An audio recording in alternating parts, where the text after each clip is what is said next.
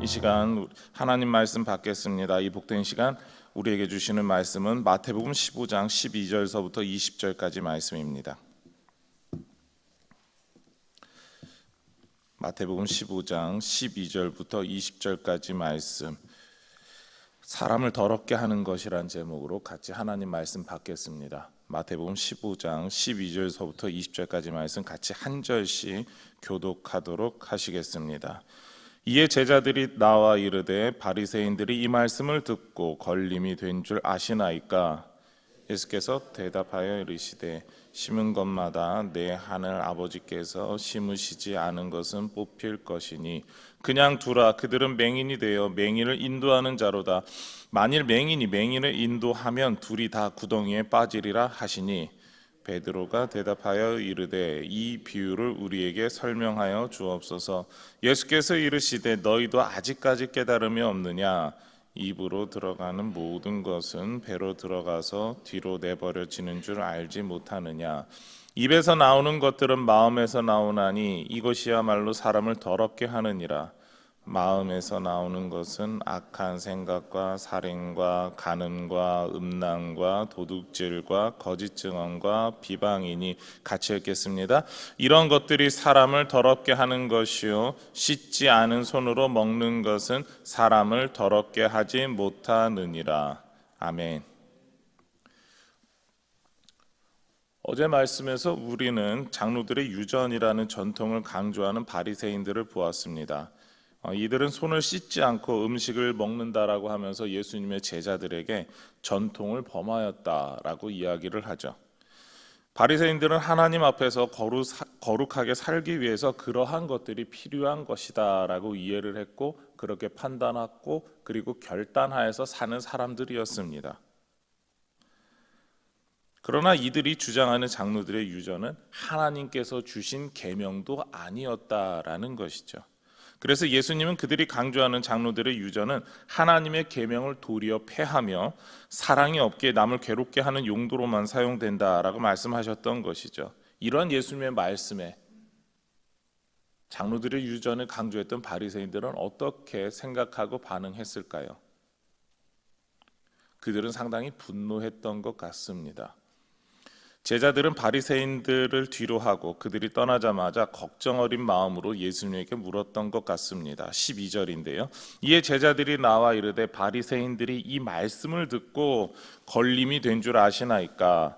이 걸림이 되다라고 하는 말은 걸려 넘어지게 하다라고 하는 뜻을 가지고 있는, 그리고 일부러 발을 걸어 넘어뜨리다 등의 의미를 가진 스칸달리조라고 하는 헬라어에서 나온 뜻입니다. 이 말은 영어의 스캔들의 기원이 되기도 하는 단어이기도 하죠. 이 단어의 오늘날 가장 좋은 이해는 무방비한 상태에 있는 사람의 뒤통수를 세게 후려친다라고 이해하시면 가장 좋을 것 같습니다.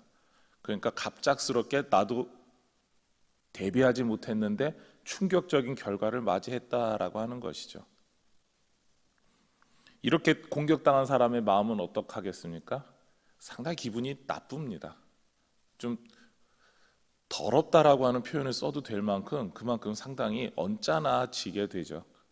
그래서 상대방에게 나도 좀 이렇게 갚아줘야 되겠다라고 하는 마음을 갖게 됩니다. 그것이 바로 이 스칸달리죠. 바로 예수님께서 하신 그 말씀 그대로 바리새인들의 그 안색이 변해서 화가 나서 돌아간 그 모습을 나타내고 있습니다. 걸려서 우리는 더 이상 예수를 가만 못 두겠다라고 하고 돌아간 것이죠. 제자들이 이런 표현을 사용한 이유가 무엇일까요? 예수님께서 장로들의 유전에 대해서 그것은 필요 없다라고 말씀하셨기 때문입니다. 지키지 않아도 된다라고 강조하신 것이죠. 오히려 바리새인들이 율법을 어긴다라고 하셨습니다. 이런 관계 속에서 제자들은 예수님과 바리새인들의 이 관계가 급격하게 나빠져서 걱정하고 있는 것입니다. 저들이 어떠한 일을 할지 모르기 때문에. 그들이 어쨌거나 지금은 유대인들을 다스리는 중요한 세력 중에 하나이기 때문에 어떠한 일들을 하더라도 예수님께서 크게 손해를 보실 수밖에 없기 때문입니다. 예수님께서는 이렇게 걱정하는 제자들에게 두 가지로 답변하셨는데요. 첫 번째 답변은 하나님께서 심지 않은 것은 뽑히게 된다라는 것이죠. 13절과 14절의 처음에 나오게 되는데요. 심은 것마다 내 하늘 아버지께서 심으시지 않은 것은 뽑힐 것이니 그냥 두라. 예수님의 답변은 무엇입니까? 그냥 두라라는 것입니다. 이 말씀은 13장에서 말씀하신 가라지 비유와 연결 지을 수 있습니다. 원수가 밭에 심은 가라지가 마지막 추수하는 날에 따로 거두어져서 불타게 되듯이 하나님께서 이들을 심판하실 것이다 라고 하는 말씀을 은연중에 하고 계신 것입니다. 또한 두 번째 답변은 14절 나머지 부분인데요. 그들은 맹인이 되어 맹인을 인도하는 자로다. 만일 맹인이 맹인을 인도하면 둘이 다 구덩이에 빠지리라 하시니, 맹인이 맹인을 인도하면 어떻게 되겠습니까? 바르게 길을 갈 수 없다라는 것입니다. 맹인이 길을 인도하게 되면 앞에 무엇이 있는지 정확하게 알 수가 없다라는 것이죠. 그 결과 구덩이에 빠지거나 크게 다치거나 둘 다 힘든 상황에 처하게 될 것이다라는 겁니다. 여러분 한번 맹인이 맹인을 끌고 가는 모습을 한번 상상해 보시기 바랍니다. 오늘날에 그래도 이 시각장애인들은 지팡이도 있고 여러 가지 도구를 사용하실 수가 있습니다. 심지어 바닥 같은 데를 두드리다 보면은 우리가 이야기하는 점자 보도블록이라고 하는 것도 있고 해서 자신들이 어디로 가야 할지 알 수가 있습니다. 그리고 요즘 엘리베이터나 이런 데 보게 되면 점자로 자신들이 가려고 하는 층이 몇 층인지 그거에 따라서 버튼도 직접 누를 수도 있게 해놨습니다. 그리고 또한 횡단보도와 같은 곳에서는 버튼을 누르기만 하면은 지금 건너가도 되는지 건너가면 안 되는지 그런 안내 방송도 나오기도 합니다. 이것이 오늘날 시각장애인들이 다니면서 도움을 받는 모습입니다. 그런데 예수님이 이 말씀을 하실 때 당시에 시각장애인들은 어떠했을까요? 앞이 보이지 않습니다. 지팡이를 짚고 가지만 이게 앞에 뭐를 지금 내가 지팡이로 두들기는지 정확히 알 수가 없습니다. 그리고 지팡이가 오늘날 것 같이 견고하거나 아니면 무언가 좀 가볍거나 이런 것이 아니기 때문에 좀 때때로 작은 물체나 무언가 특별한 것들이 있다면 제대로 인지하지 못하고 그것을 밟을 수가 있다라는 것이죠. 답답하고 희망이 없고 도대체 저렇게까지 시간 낭비하면서 어디를 가려고 하는 걸까라고 하는 수많은 생각이 들 수가 있습니다. 그런데 그 길을 맹인이 또 안내하고 있다? 그래서 앞에 도대체 무엇도 보이지 않는데 어디로 가겠다라고 하는지 정말 우리가 표현할 수 있는 정말 이 답답한 심정을 여러 가지로 표현할 수가 있을 것입니다. 바로 그런 상황이다라는 것이죠. 그렇다고 해서 눈을 뜨고 있는 사람이 도움을 준다라고 하면 뭐라고 대답하는 상황이냐면은 익숙한 길이니까 스스로 독립해야 하니까 나는 알아서 할 수 있다라고 하면서 거절하는 상황. 그것이 바리새인들이 장로들의 유전을 통해서 다른 사람들에게 당신들이 이렇게 살면 하나님께서 주신 그 율법 안에서 거룩하게 살 수 있습니다라고 말하는 그 모습이다라는 겁니다. 어떻게 하지도 못하면서 자기 스스로도 해결하지 못하면서 남들도 곤란하게 만드는 상황. 그것이 바로 바리새인들의 모습이었다라는 것이죠. 그렇습니다. 맹인과 같은 장로들의 유전이 어떤 누구도 거룩한 길로 인도할 수 없음을 강조하는 표현이 맹인이 맹인을 인도한다라고 하는 이 표현입니다.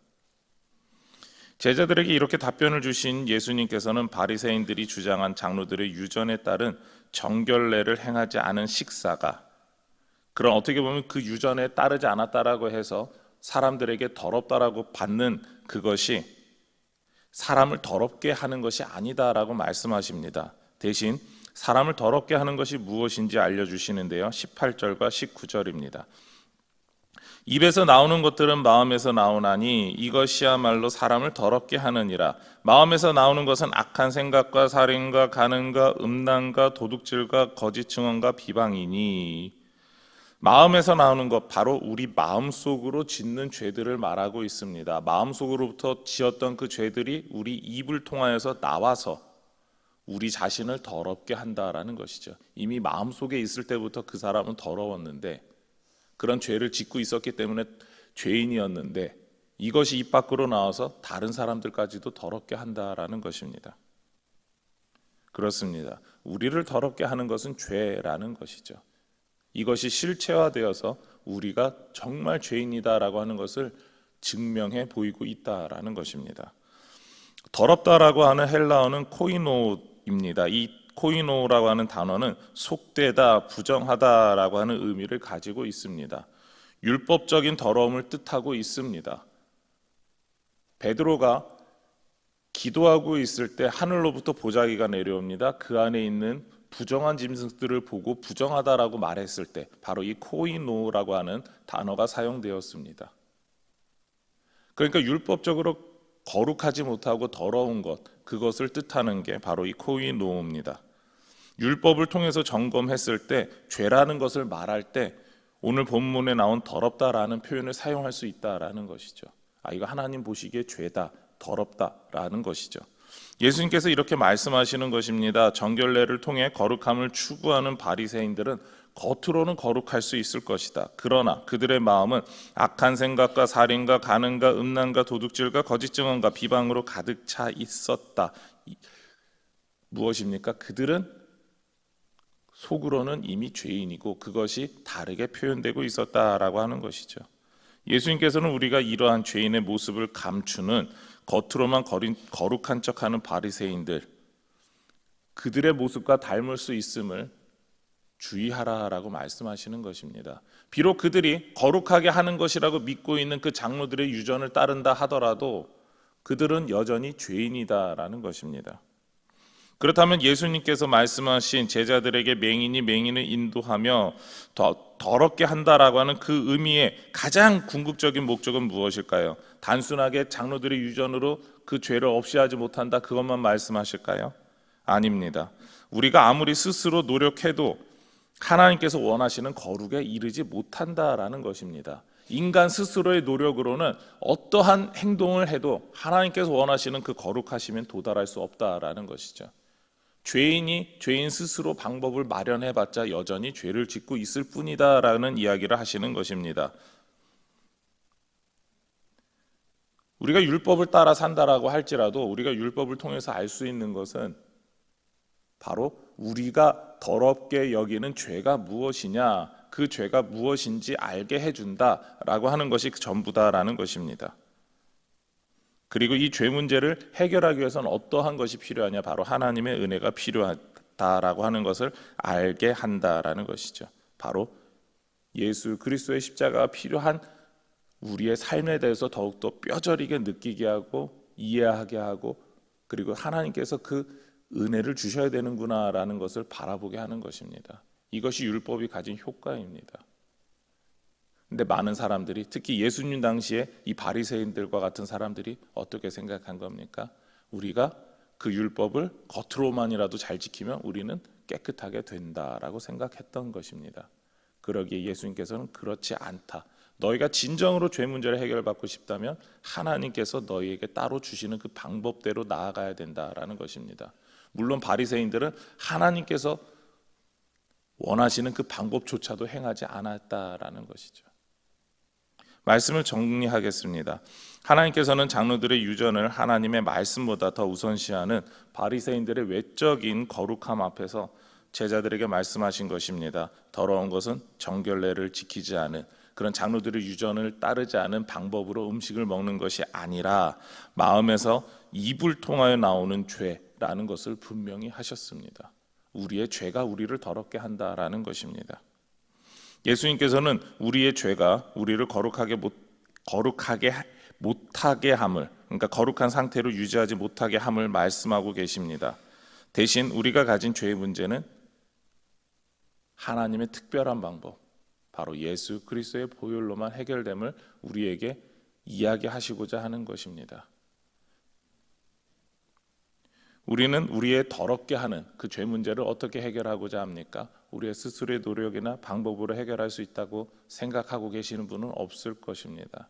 오늘 말씀은 그 점에 대해서 다시 한 번 더 분명히 알려주고 있습니다. 우리의 죄 문제는 오직 예수 그리스도를 통해서만 해결될 수 있다라는 것이죠. 우리를 더럽게 하는 이 죄 문제를 해결하신 그 예수님의 은혜를 고백하며 날마다 기쁘게 살아가는 우리 모든 동북교회 성도님들이 되시기를 소망하며 축원합니다. 이제 우리 같이 화면을 보시고 기도 제목 같이 읽도록 하시겠습니다. 바리새인들처럼 거룩한 모습에만 관심을 갖지 않게 하옵소서. 우리의 죄 문제가 예수 그리스도의 십자가로 해결되었음을 고백하며 살게 하옵소서. 기도하시겠습니다. 하나님 감사합니다. 우리 가운데 아버지 하나님, 우리의 스스로의 노력이나 방법으로 수많은 것들을 해결할 수 있다라고 생각하며 살아갑니다. 그리고 그것이 아버지 하나님, 우리를 더럽게 하는 죄 문제까지도 해결할 수 있음을 우리는 때때로 생각하고 때때로 그 방법을 바라며 우리 스스로가 살아갈 때가 있습니다. 아버지 하나님, 인간의 노력으로, 인간의 방법으로 우리는 죄 문제를 해결할 수가 없고, 우리를 더럽게 하는 죄 문제는 오직 예수 그리스도의 십자가 보혈로만 가능함을 믿고 고백합니다. 그런 삶을 우리가 날마다 살아갈 수 있게 해주시고, 아버지 하나님, 우리 스스로의 노력이 아니라 예수 그리스도의 십자가를 의지하며 살게 하여 주옵시고, 그런 것이 예수로 우리에게 주어졌음을, 우리를 죄에서 거룩하게 함이 예수 그리스도를 통해 주어졌음을 세상 가운데 고백하며 살아갈 수 있는 우리 모든 동북의 성도들이 될 수 있게 하여 주시옵소서. 그래서 오늘도 우리의 삶을 통하여서 역사하신 주님을 증거할 수 있는 우리 모두의 삶이, 우리 모든 삶의 현장이 되게 하여 주시옵소서. 이 모든 것 예수님의 이름으로 기도드립니다. 아멘.